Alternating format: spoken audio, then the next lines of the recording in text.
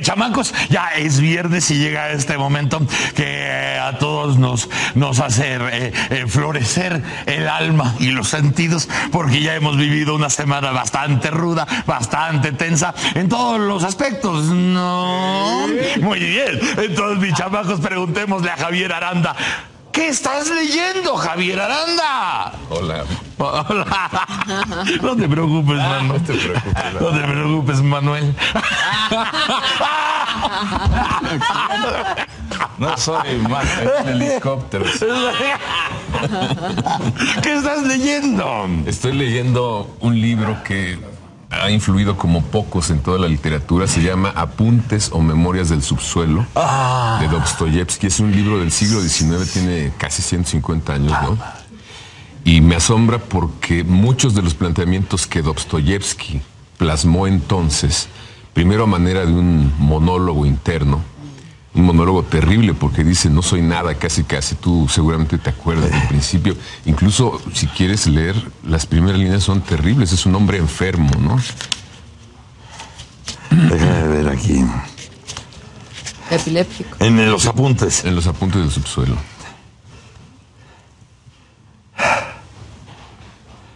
Dices lo primero. Lo primero, las primeras. ¿Tanto el autor?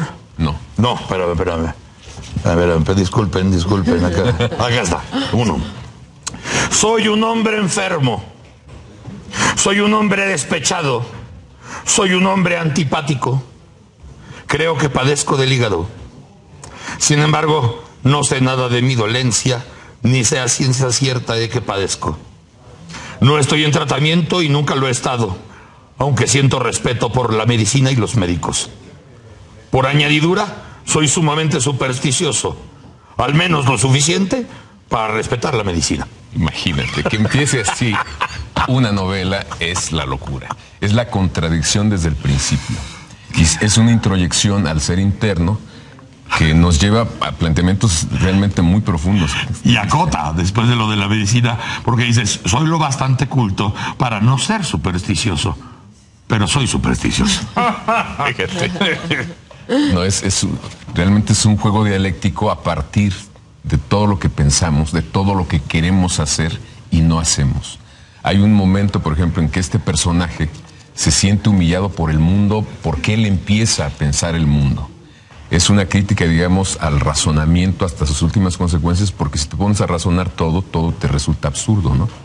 La lógica misma te puede llevar a planteamientos absolutamente absurdos. ¿Y quiénes lo retoman a él? Porque bueno, pues hay varios. Está Kafka con la Metamorfosis, exacto, por ejemplo. Sartre también lo retoma. Pues tiene un planteamiento existencial muy fuerte. Pero, o sea, pero ellos se inspiran en lo que encuentran de este hombre que se les adelantó, pues, por lo menos unos 60, 70 años. O un siglo en algunos casos. Hemingway también es un deudor de estos apuntes del subsuelo y lo decían con mucho orgullo. O sea, realmente es un libro que cuando es publicado, 1864, pues no hace mucho ruido. Es una época, acuérdate, que está cambiando Rusia. Está hablando de los zares, los movimientos inconformes, los movimientos revolucionarios. Incluso esto lo escribe después de que fue mandado a Siberia. Primero fue condenado a muerte, Dostoyevsky. Después lo perdonan de última hora y lo mandan 6 o 7 años a Siberia. Entonces es un libro que ya ha vivido muchos procesos entre lo que racionalmente tiene sentido y cuando te das cuenta que tu acción es una inacción, ¿no? Dice que va a hacer cosas provechosas desde la hiperconciencia y lo que más decide o puede hacer este ser del subsuelo es cruzarse de brazos. Entonces dices, bueno, ¿qué nos está planteando? La imposibilidad de la libertad. Nos está planteando también la imposibilidad de relacionarte con los otros. Este ser del subsuelo, que tiene mucho que ver con el inconsciente después por Freud. Claro. Que se adelanta a Freud en ese sentido. Y Freud, por ejemplo, cuando habla del parricidio, pues se ancla en Dostoyevsky. Gran parte del genio de Freud es anclarse en los griegos y en autores como Dostoyevsky, ¿no? Porque ellos realmente retratan el ser interno del humano. Plantean un personaje que es muchos personajes, ¿no? Es la voz de una tribu de la que formamos parte. Pero además como una línea directa de la tragedia, ¿no? Totalmente. Y de lo cómico que puede resultar lo trágico también. Claro. son cosas que te digo que sorprenden mucho y por eso tuvo una gran influencia en muchos autores. Es muy semejante, digamos, por el tono, en este otro monólogo muy conocido, muy famoso de Gogol. Sí. ¿No? Claro. El diario de un loco. Exactamente. El diario de un loco que le precede, ¿no? Le precede, exactamente. Nada más que cala mucho más hondo todo. O sea, se va al subsuelo. Se va al subsuelo. ¿Y te parece mejor por ejemplo, que El Idiota o El Príncipe Idiota, que es considerada así como una de sus mejores obras? O Los Hermanos Karamazov. Marca, digamos, divide la primera parte de la creación de Dostoyevsky de la segunda. En la segunda parte donde está... ese es su propio parteaguas. Es su parteaguas. Y parteaguas para lo que viene. Para lo que viene. Y digo, ya es parteaguas Dostoyevsky en general. Per se. Per se. Pero este es el parteaguas de su propia literatura.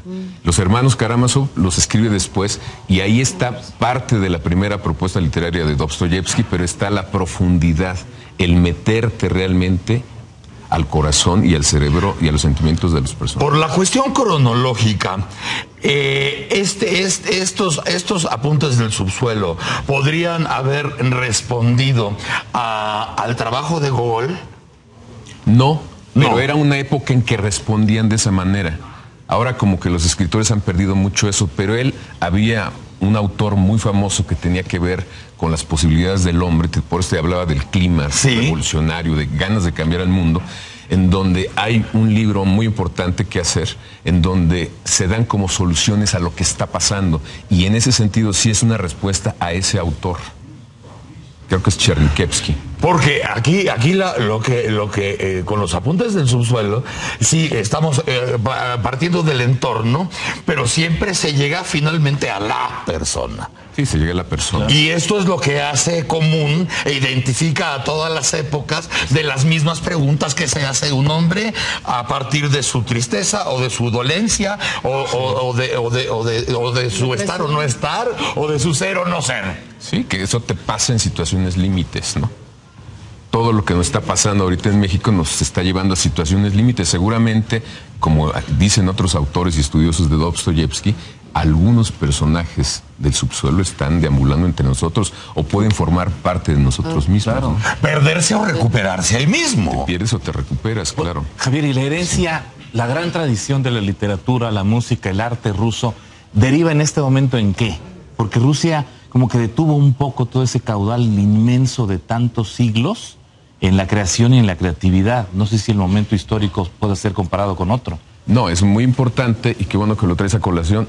En Rusia, por ejemplo, después de la revolución bolchevique, del estalinismo y todo eso, por ejemplo, se prohibió la religión, o sea, estaba proscrita. Pero el primer día después de que se cae el muro de Berlín, de la perestroika y todo lo que hizo Gorbachov, al día siguiente se registró el Partido Católico Ruso. O sea, nada pudo contra ese espíritu, contra ese empuje de ese pueblo, ¿no? Que tiene una vocación de pueblo imperial. Siempre fueron un imperio, ¿no? Recibieron, piensen en los alemanes, los dejaron llegar hasta donde quisieran y murieron por el frío. Entonces, tienen otra vocación y eso no lo puedes quitar. Forma parte de cuestiones culturales muy profundas y uno de los representantes que más lograron captar eso justamente fue Dostoyevsky, ¿no? Y que te lo van además recordando en cada una de sus épocas, hablando de literatura, con sus obras y con sus autores que se vuelven disparadores o gatillos de otros movimientos en el mundo. El archipiélago Gulag, por ejemplo. Claro. O sea, ellos tocan fibras muy profundas y tienen una gran tradición literaria. Y la tradición literaria genera pues, una cauda que nos beneficia incluso a nosotros, ¿no? Sí, claro. Hablamos al principio de cómo le pegó a Kafka, de cómo le pegó a Hemingway. Todos los nuevos que están hablando, por ejemplo, de los antihéroes de la literatura contemporánea. Pues es esto. No hay otro más que esto. Hace 140 años estaba ya ahí. Claro, y de pronto sale un chavo y dice, no, yo voy por la onda de los antihéroes. Y, ¿cómo Qué es? padre. No, hay Laite, hay esto. Sí, es como querer ser músico y empezar por el New Age, ¿no? Exacto. Decir, no, cabrón, primero acá. Qué bueno, pero la puerta es esta. Exactamente, no te metas por la ventana. Sí. Está bastante cañón. Pues vean, apuntes del subsuelo, Dostoyevsky. En cualquier versión. Está la de Aguilar comentada, está esta, hay muchos estudios. Hay un crítico que publicó en el fondo, Frank, que hizo 8 tomos de la obra de Dostoyevsky. O sea, es todo un continente literario. Gracias, Javier. Gracias. Qué gusto verte. Bueno. Ya nos vamos, señora. Gracias, señor. Buen fin de semana para todos. Doctor, muchas gracias. Lunes, a ver con qué resultado. A ver. Usted está de verde, ¿eh? Yo estoy de verde, sí, señor. ¿Así? ¿De verde? Mírame, mírame. Gracias, Javier. Oigan, chamacos, nosotros nos seguimos en W hasta las 10 de la mañana. El lunes, la última semana antes de vacaciones. El lunes a las 6:30 por Foro TV y por W Radio. Si tienen tele, ahí se ven. ¡Órale! Bueno, hasta la pluma.